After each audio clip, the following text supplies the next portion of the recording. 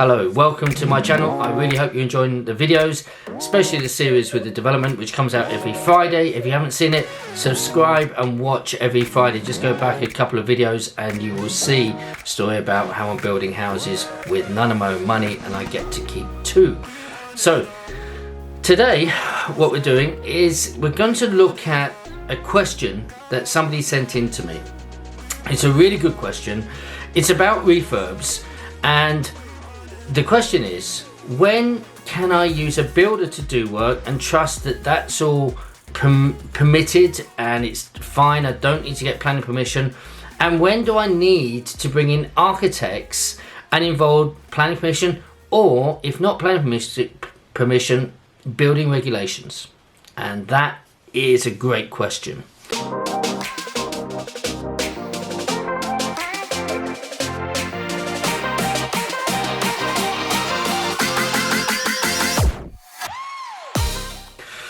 Is there a formula for it? Is there a hard rule to follow? Not really. The thing is, guys, if in doubt, you should be contacting the planning department and you learn. I personally wouldn't trust anything a lot of builders will tell me, because if a builder says, you'll be fine with that, it's no problem, they may well be wrong and there's no recourse. I have seen people do works on the word of the builders, and then when the council get to hear about it, they say, we heard you had some work done. They come along and they have a look, and unfortunately then they put an enforcement notice for you to change it back. So if in doubt, ask the planning, speak to the building regs office and show them your plans. So if you are going to have work done by a builder and it's significant work, so let's just put this to bed anyway. If you're just changing a kitchen, changing a bathroom, decorating throughout, changing doors, etc., maybe changing the surfaces of the floors or even leveling floors, that's fine. You've got no issues there. You don't need planning, you don't need building regulations, it's all good. But as and when you start to knock down walls, and I've seen this, or build walls, okay, if you're doing what's called stud walls, partition walls, that's fine. It's usually fine. They're wood, made with wood, and then plasterboard on the outside, and then they are put with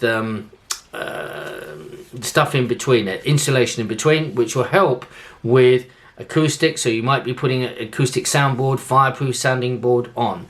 Now, all this is fine and you shouldn't need planning permission. However, if you are doing an HMO and you're going to divide the room with a stud wall, you will need building regs and you will need potentially planning, but certainly building regs. Why?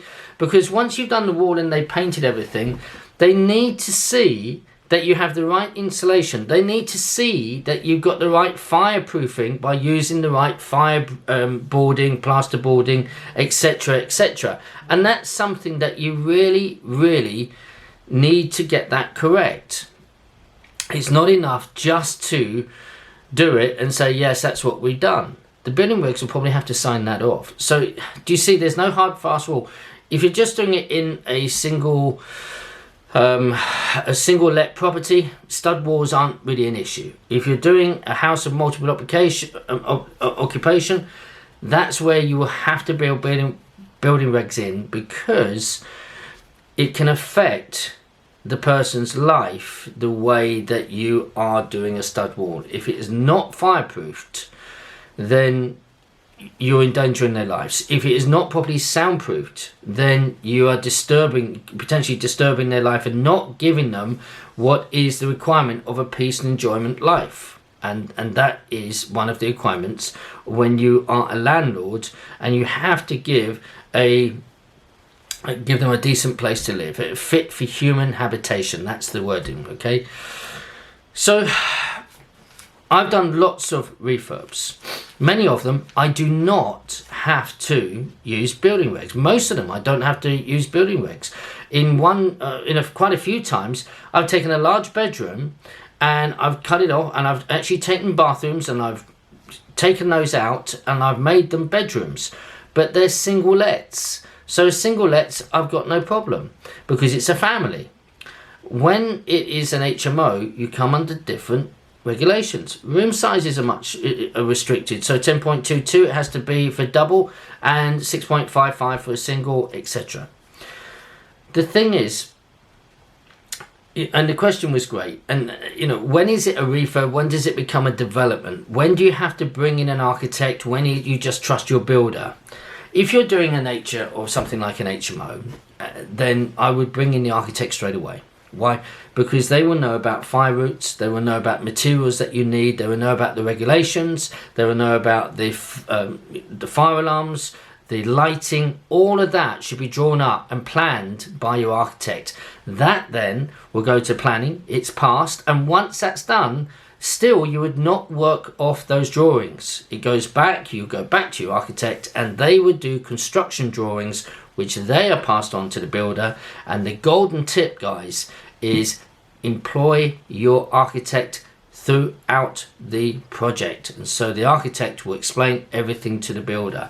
Have I seen this go wrong? Absolutely, because people don't want to pay that extra money for the architect, and so when they get the construction drawings, they give it to the builder and they cut the architect out. They don't want to spend that extra money. Big mistake, and that's where it goes wrong time after time.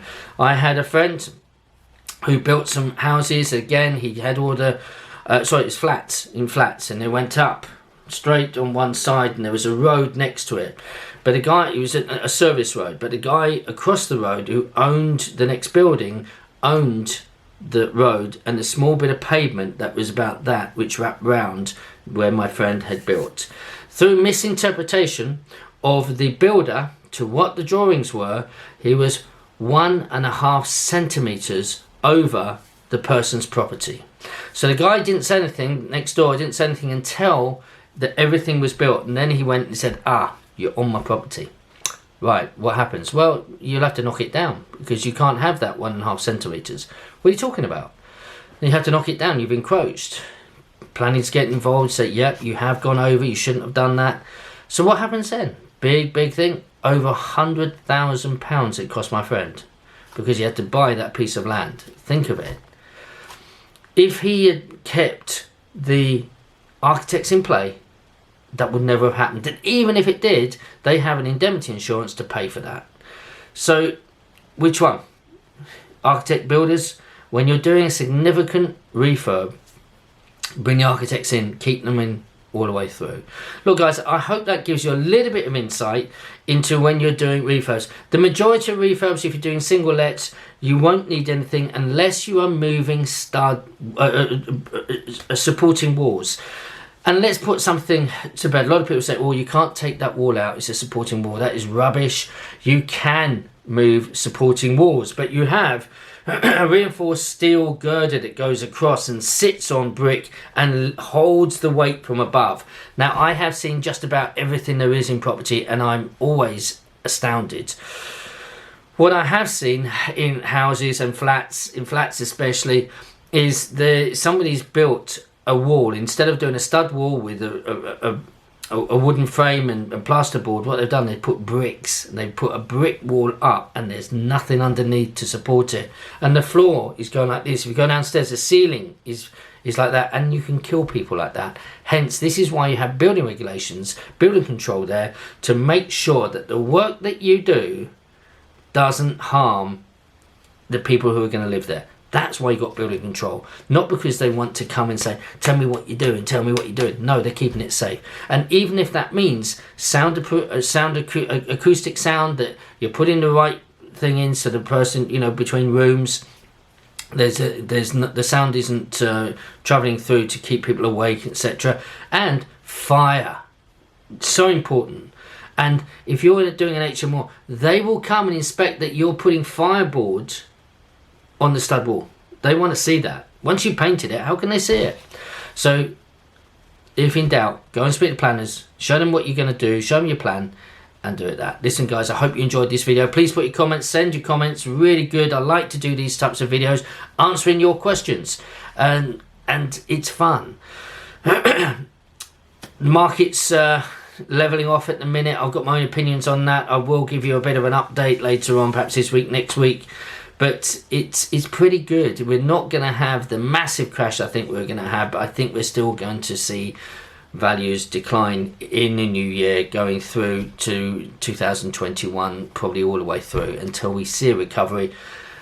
Listen, prayers have been answered in the way vaccines coming. Let's hope that goes really, really well for the NHS and everyone who's going to take that. That'd be great, and things can get back to normal.